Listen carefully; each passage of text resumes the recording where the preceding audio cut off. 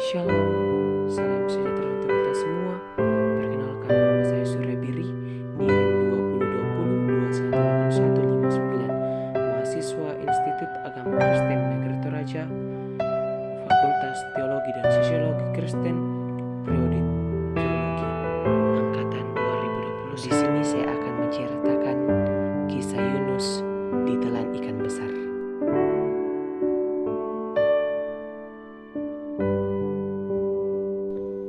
Kisah Yunus ditelan ikan besar. Yunus adalah seorang nabi perjanjian lama. Nama ayah Yunus Amitah. Yunus yang dikenal hidup pada masa pemerintahan Yerobeam. Allah memanggil Yunus dalam kitab Yunus tidak dapat dipisahkan. Nakoda meminta Yunus berseru kepada Allahnya, di mana Allah yang memanggil Yunus untuk seruan kepada Niniwe.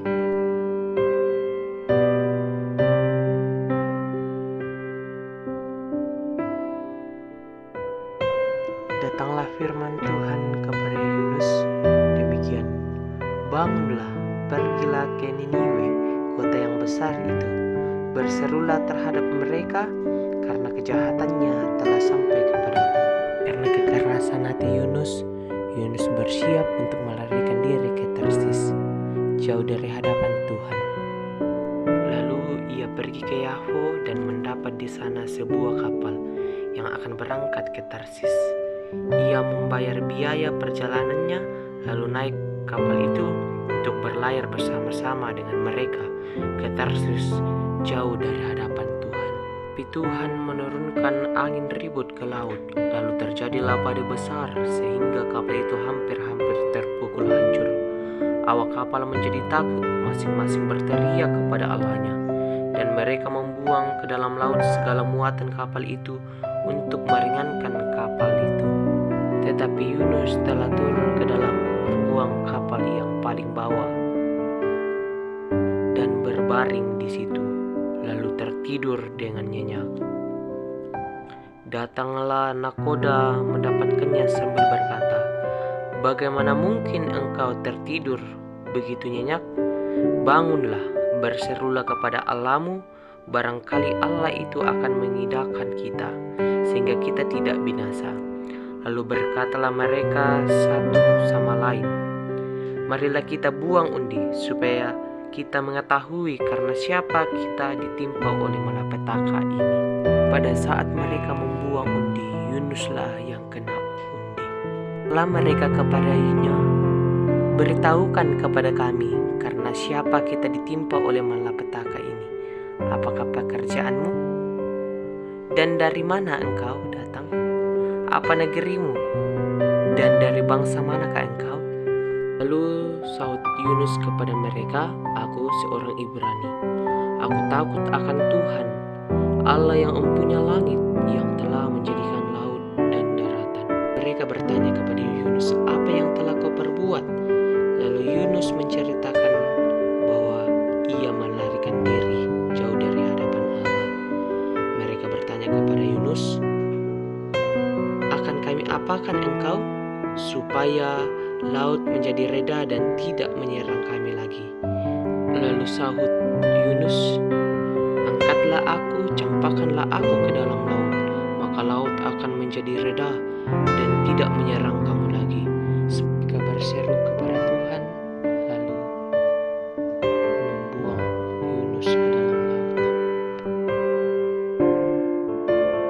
Setelah Yunus dicampakkan ke dalam laut, lalu berhentilah laut mengamuk. Orang-orang itu menjadi sangat takut kepada Tuhan, lalu mempersembahkan korban sembelihan bagi Tuhan serta mengikrarkan nasarnya. Maka atas penentuan Tuhan datanglah seekor ikan besar dan menelan Yunus. Yunus tinggal di dalam perut ikan 3 hari 3 malam lamanya. Dan dari dalam ikan itu berdoalah Yunus kepada Tuhan Allahnya, katanya, "Dalam kesusahanku aku berseru kepada Tuhan, dan Ia menjawab aku. Dari tengah-tengah dunia orang mati aku berteriak, dan kau dengarkan suaraku. Telah kau lemparkan aku ke tempat yang dalam, ke pusat lautan. Mungkinkah aku memandang lagi bait-Mu yang kudus? Aku tenggelam ke dasar bumi. Teringatlah aku kepada Tuhan, dan sampailah doaku.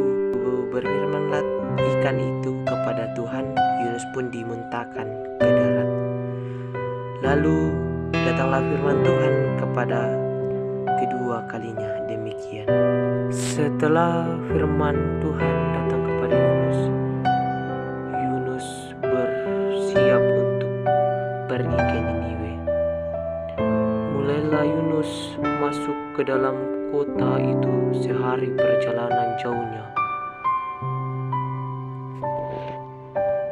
Niniwe adalah sebuah kota yang mengagumkan besarnya.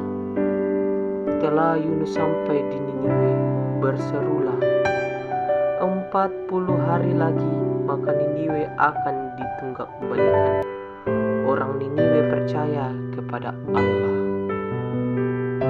Setelah sampai kabar itu kepada raja kota Niniwe, Raja Niniwe berkata, siapa tahu mungkin Allah akan berbalik dan menyesal serta berpaling dari murkanya yang bernyalanya itu, sehingga kita tidak binasa. Turunlah raja dari singgasananya, ditinggalkannya jubahnya, diselubunginya kain kabung, lalu duduklah ia di situ. Lalu atas perintah raja dan pembesarnya, haruslah semuanya manusia, ternak, berselubungkan kain kabung dan berseru keras kepada Allah, serta haruslah masing-masing berbalik pada tingkah lakunya. Kemudian Allah melihat perbuatan mereka itu, yakni bagaimana mereka berbalik dari tingkah lakunya yang jahat. Maka menyesallah Allah karena malapetaka yang telah dirancangnya terhadap mereka, dan ia pun tidak menjadi melakukannya. Orang Niniwe pun